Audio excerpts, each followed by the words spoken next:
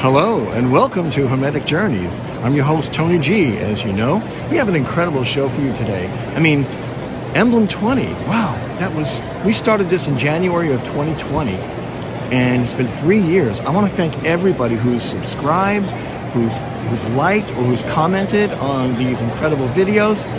And I got to tell you, we have an incredible show for you today. Oh my goodness, where do you hear this? We've got an interview with Alchemist Steve Kalec. We've got an interview with Hermetic scholar and Goldsmith, Donna Bilak. We've got Nathan and Jake, his dog, who are going to swoop down on us and drop some thought bombs. And we also have Tamas, who has taken off time from his vacation in the Canary Islands to make some comments and provide his unique perspective on Emblem 20. So lest we waste any more time, let's get right to this. Let's take a look at the emblem. In this rather enigmatic emblem, we have a naked woman rushing behind a knight who is charging into a raging fire, holding up his shield and brandishing a sword. Now, typically when we see some naked figures in Atalanta Fugiens, it could represent a lot of things. Of course, certainly it could represent innocence or purity. But let's see what the motto and the epigram say. Before we have Count Michael read the motto and the epigram, I just want to say what an honor and a privilege it's been to explore this wonderful book, Atalanta Fugiens. And I trust that wherever you are, Count Michael, that you are laughing along with us, because we have the deepest and most profound respect for you and your genius, which is Atalanta Fugiens and a lot of other works that you've done. So this is my special message to you on this 20th emblem, Count Michael. Now, let's get back to some fun and have our dear Count read the motto for us. Why, thank you, Tony G. How kind of you to say. Nature teaches nature in order to fight the fire. And now the epigram, dear Count. Certainly, Tony G. The all-devouring flame pushed fiercely forward like a dragon in order to destroy the exceptional beauty of the Virgin. And after that, she, all in tears, was accidentally seen by a man.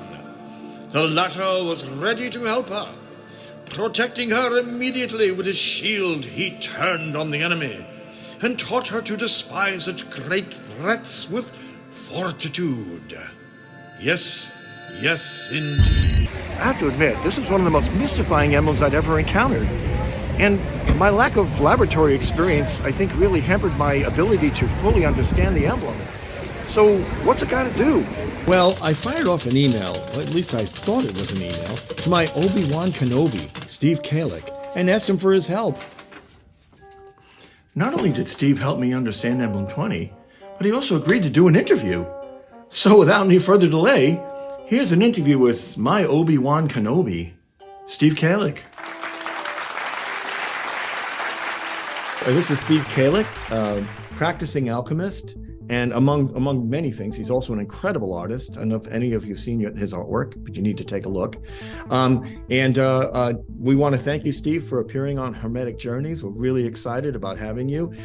So can you please tell us a little bit about yourself and how you got interested in alchemy?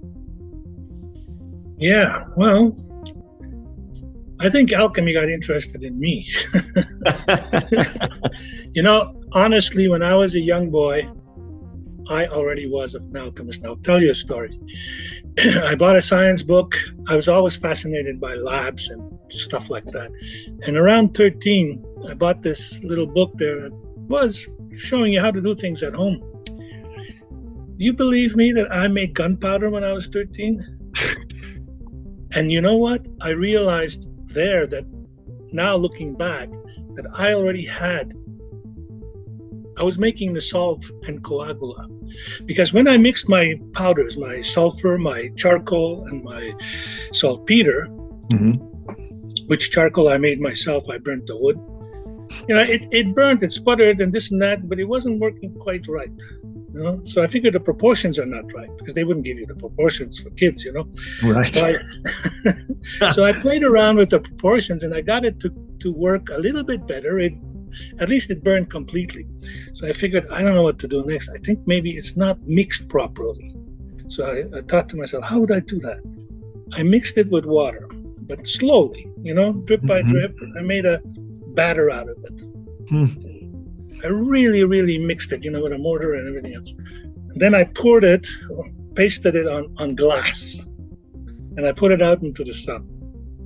And then I scraped it off with a razor blade. Wow, did that burn? Holy mackerel. Wow. Like real gunpowder. And now looking back, that was the solvent coagula. I solved it and then I coagulated. So I always wanted to be a chemist. And then when I was 21, I joined the Rosicrucian Order. Of course, that was full of spiritual alchemy, spiritual exercises and whatnot.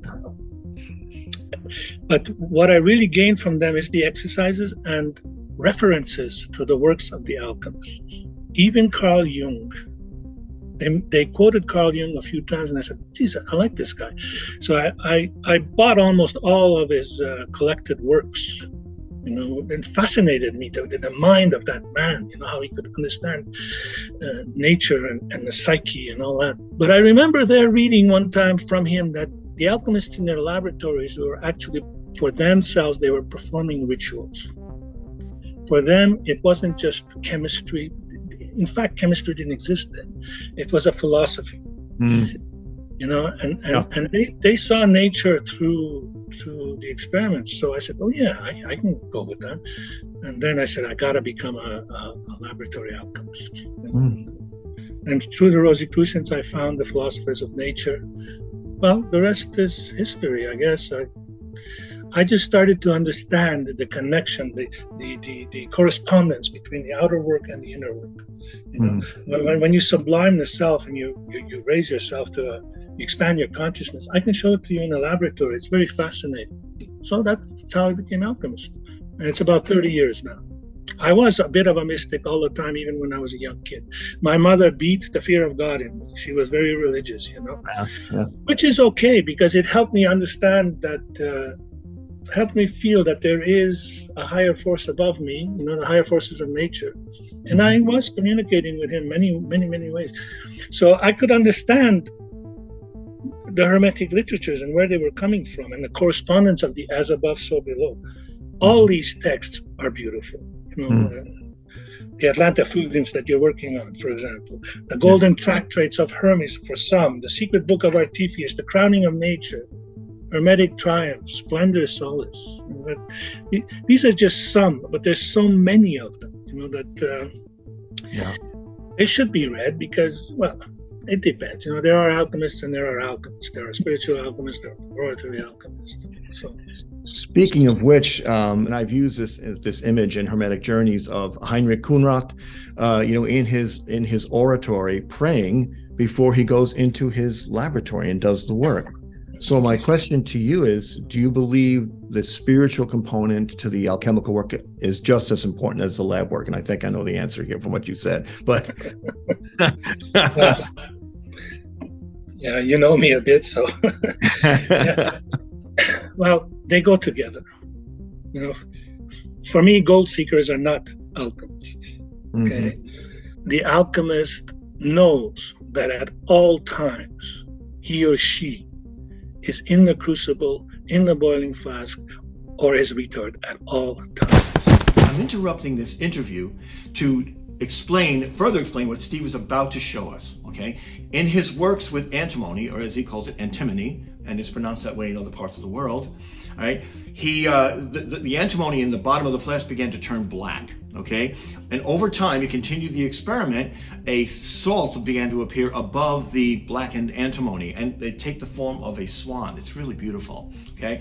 And then overnight, it's transformed once again into something else, which is really cool.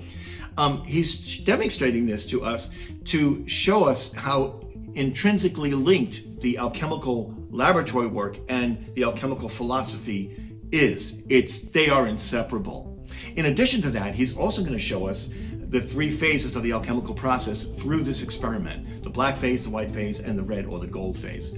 check this Let me out. just explain another way that the alchemist's consciousness with his work, how it works.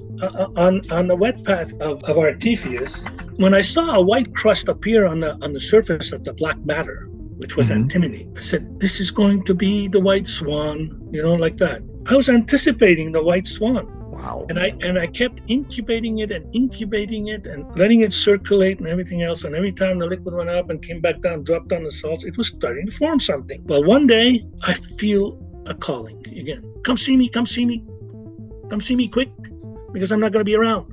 That's the white swan. Oh, that's beautiful. Wow. But its wings spread. Yeah. And this reminds me of one of the alchemists, Helmont. He said, through frequent ascension and descension of nature in constant warmth, well, this is circulation, out of the black raven becomes a white swan, a new illuminated spiritual body.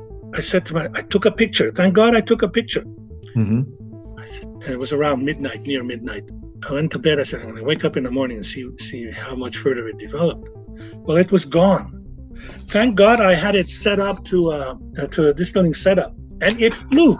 It disappeared. It flew, and what became of it? It flew over. It sublimated, went over, and it became the heavenly water of Artephius, the divine water of Artephius. It's beautiful. It's beautiful. The thing that separates, alchemy and chemistry is that alchemists ascribe this, like you said, the mythos, the mythology. There's a life to everything. It's not just a chemical. Yeah. It's a drama. It's a drama that's unfolding within their vessels. Flamel said so himself. Says, how can we be not amazed at the wonderful events that transpire in our vessels? That's how they saw. They were mythologists. They were philosophers. Look, this is my rendition of it. Like, that's the black stage. See the black stage with Christ there, right? Yeah. And that's the Saturn stage. That's the black stage. Now you come to the white stage, which is the lunar stage. You got the white swan, a pure body, and that's the sublimation of Christ. You see? Awesome.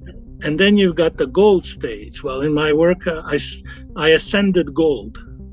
This is liquid gold, and not boiling. It's cold. It's liquid gold. That's the ascension of Christ in consciousness, in body.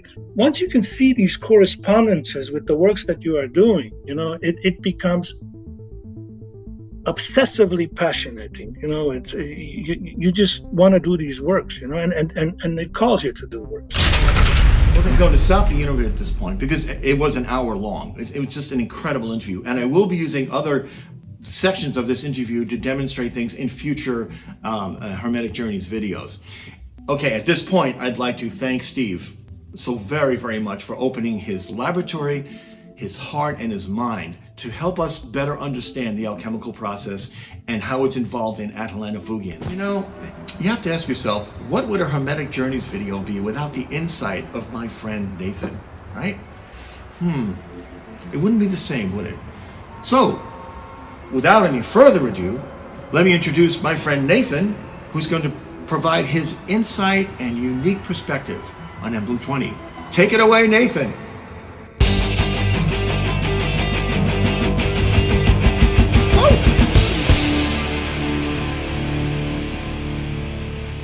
Oh, hey there. What up, Tony G? What up, Hermetic Journeys? Jake the dog. Your boy Nathan the human. Some musings on Emblem 20 and the tie-ins to 19. Oh boy. So we see the guy with the club. He now has a sword and shield. He learned to make metal. In 19, we see that the clump of earth is like near his head, almost as if he was learned, touched, if you will, taught how to use the elements properly. The fire, it's not just a fire, right? It's an arranged bundle of sticks, if you will. It's intelligently arranged, but yet a different kind of intelligence, not, let's say, as cooperative, perhaps more damaging than the bridge we see to the left behind the Virgin. By the way, check out the face of the guy in the first one. Kind of cherub-like. And now we see the cherub as the naked Virgin. The unveiled Isis, if you will, the pure intelligence, I don't know, call it what you will. But anyway, a lot of fun stuff going on, my friends. Thank you for sharing. Jake. Keep up the good work. Much love. Thank you, Nathan, for your magnificent thought bombs you dropped on us once again for Emblem 20. Truly appreciated, my dear friend. And thank you, Jake, for just being there and being a dog. At this point, I'd like to introduce my good friend Tamas, who took time off from his vacation to be certain that he could contribute his unique interpretation of Emblem 20. So here he is, our friend Tamas, from the Canary Islands off the coast of Spain. Hi Tony, how are you? So greetings from Las Palomas. I think that Emblem 20 is about the same thing as the whole of alchemy. So about the reconditioning of the body-mind after a liberating glimpse, as one can say in Advaita terms. So I think that the virgin is the body-mind, and the fire is the experience of our true self. And the body-mind acquired bad conditioning before the glimpse happened, and the goal is to remove those and make it comfortable with the experience. I have sent you a link to video which is, I think, related. Tamas would like me to share a 60-second excerpt from a video by Yolande Duran, where she is talking about the fiery nothingness, a state that is neither wakefulness or dreaming nor deep sleep, in which a kind of energy permeates the body and sometimes manifests as light. She calls awareness silence. She says that we, of the mind, should not try to make the experience more intensive because silence knows how much of it the body can handle. So you see, I was drawing parallels to the fire in the emblem and the mercurial heroine of the mind, right? So check this out. I think it's fascinating. Maintenant, des expériences mystiques, oui, il y en a. Yes, Il y a des choses qui se vivent. Quand je ferme les yeux, je tombe dans une relaxation très profonde. Tout se résorbe. Et il n'y a plus que cette présence, ce qui voit. L'expérience mystique ou l'expression esthétique est trop forte, le corps revient à lui, mais le silence, justement, il a cette capacité de voir jusqu'à quel point le corps il peut assumer de vivre des choses. So Tamas's unique perspective is that the virgin is the body-mind and the fire is the experience of our true self. Now this is yet another fascinating interpretation of this profound emblem. What I love about all of this is that both Nathan and Tamas bring their own special interpretation of Emblem 20. You know, I hope it sparks your own interpretation, and if it does, feel free to comment on it in the comment section of this video. We'd love to hear from you. And now, for our second interview, this time with Hermetic scholar and Goldsmith, Donna Bilak.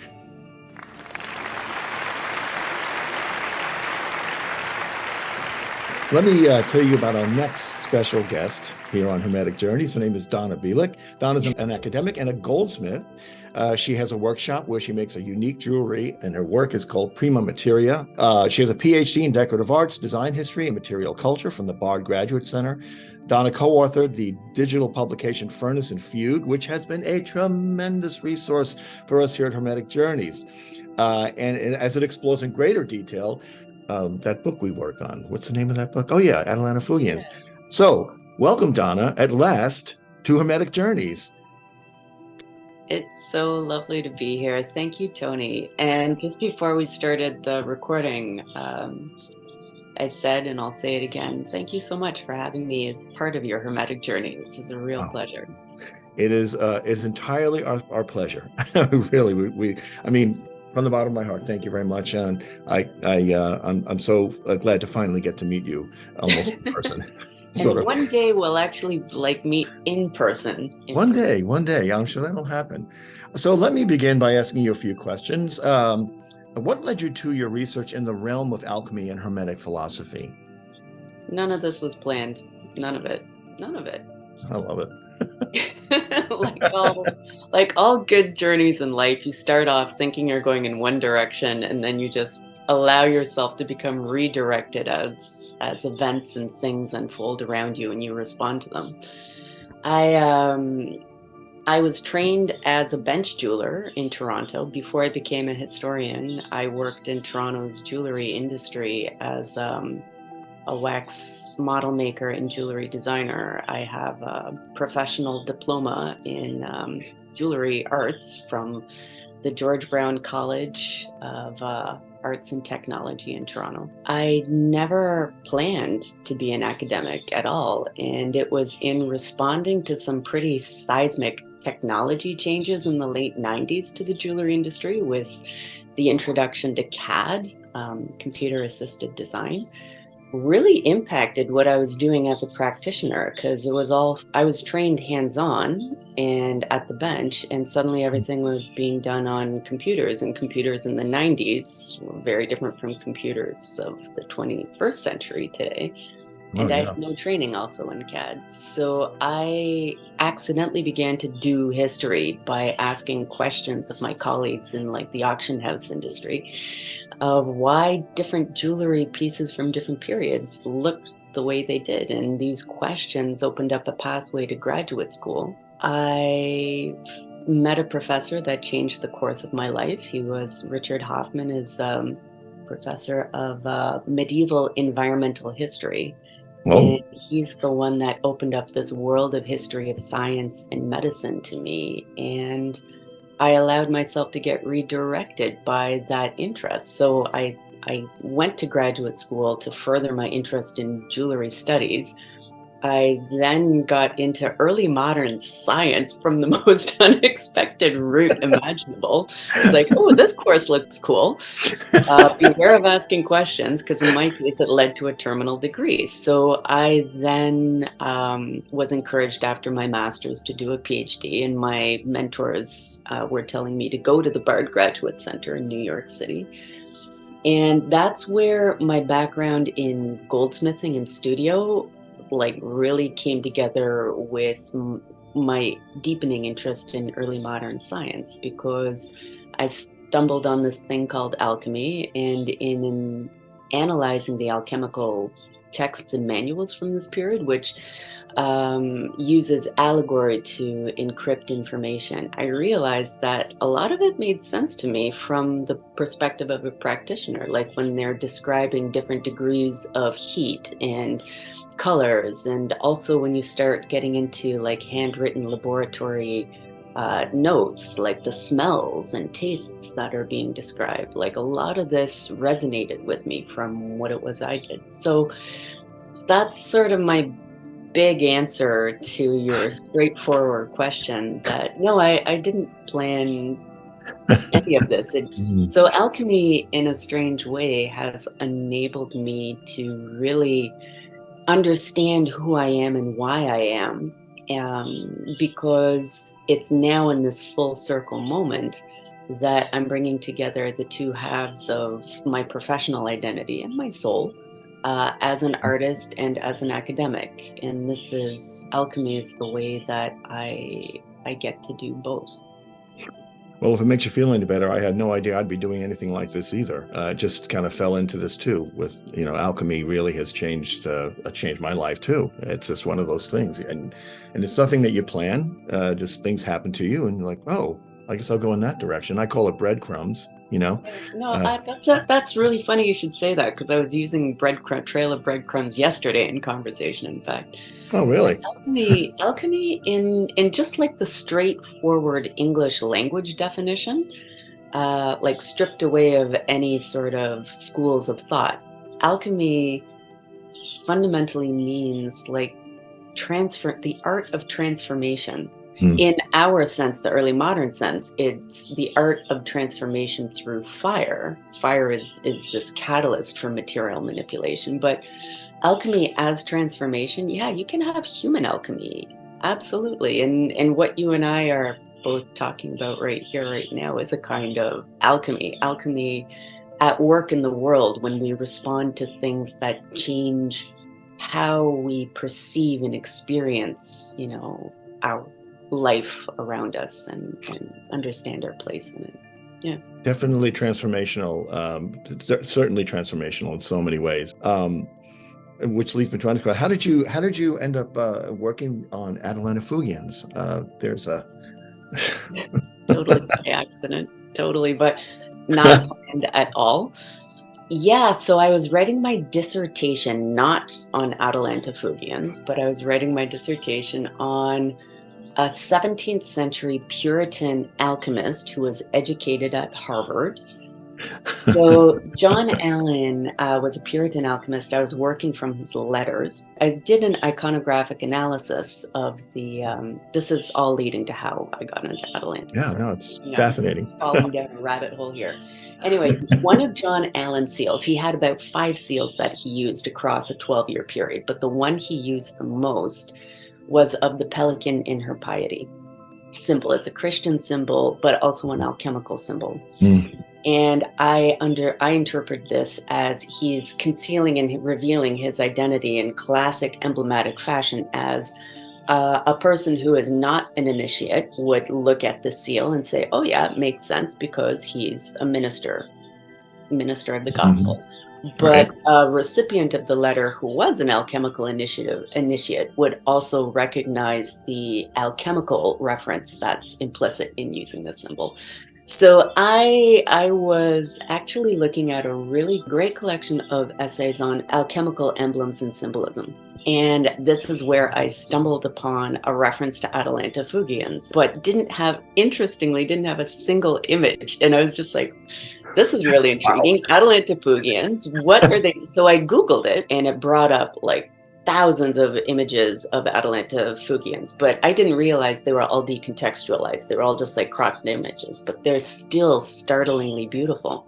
Yeah, agreed. Several months later, I found myself going to the Chicago for a conference, and because I'm a library geek, I went to the Newbury I wanted to see this book, Atalanta Fugiens. I was really curious. And I got the book, and nothing prepared me for getting emotional just remembering it.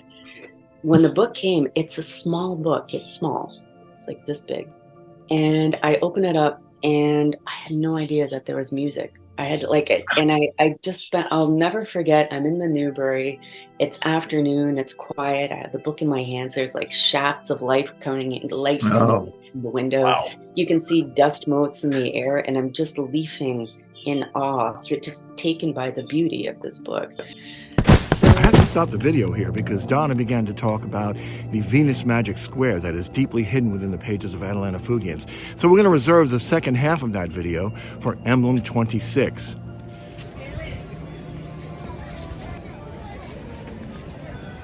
Back to Emblem 20. Steve was kind enough to write a 2-page explanation of what his interpretation of Emblem 20 is, certainly from an alchemical laboratory standpoint. So we're going to explore some of that. Steve begins his explanation of Emblem 20 in citing how it's similar to Emblem 19. Of course, we now know it's similar to Emblem 17 as well, where Emblem 17 and 19 reveal the linkage between the 4 elements, air, fire, earth, and water. Emblem 20 reveals how they unfold within nature, which is just beautiful. And speaking of beauty, it's a beautiful alchemical symbol here in the lily of the valley flower. Now, the lily of the valley flower cannot take direct sunlight. It needs indirect sunlight, hence the name lily of the valley. Steve explains that this is symbolic of the emerging self, also being fragile as it unfolds its petals to the light of consciousness. It can't immediately look directly at the sun, as it would be an overwhelming experience, just like our mercurial heroine, right? Thus, we must mature and get accustomed to the emerging inner subjective light, revealing itself as a reflection of the greater light, so that we can endure the higher intensities of the alchemical fire of the soul. In Emblem 20, our beautiful mercurial heroine is naked, is a symbol of her vulnerability to the harsh fires of transformation that she must pass through. So she must learn to endure these fires, and she does this through summoning her valiant knight, who runs to her rescue with his shield, running directly into the fire, protecting her as she goes with him.